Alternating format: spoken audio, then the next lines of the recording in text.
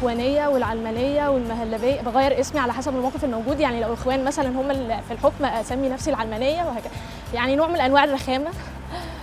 في يعني حد مشهور عامل لي فولو، ده كان من الاسباب برضو اللي شهرتني شويه، كان بيعمل لي ريتويتس وكده، كان بلال فاضل. اتعلمت من تويتر حاجات كتير جدا، مش عارفه ايه هي. واكتر تويت فاكراها كنت بقول الدنيا عامله زي الثلاجه اللي في البيت، يوم ما تلاقي الجبنه ما تلاقيش العيش، ويوم ما تلاقي العيش تكون الجبنه خلصت، ويوم ما تلاقي الاثنين تكون مش جعان. ممكن افصل تويتر ولا لا؟ ممكن، لما بيكون عندي حاجه مهمه بضطر طبعا، يعني مش بمزاجي بس غصب عني بضطر ان انا ما ادخلش عليه عشان اركز في حياتي برضو، عشان تويتر مش كل حاجه فيرتشوال لايف. لو هقترح هاشتاج عنوني مهندسا، لان الهندسه طبعا جزء لا يتجزأ من حياتي وشخصيتي. مش بحب بقى الهندسه قوي، اللي هو بقى مش كنت بنام احلم بقى ان انا لابسه الخوذه بتاعت المهندسين والحاجات الغريبه دي.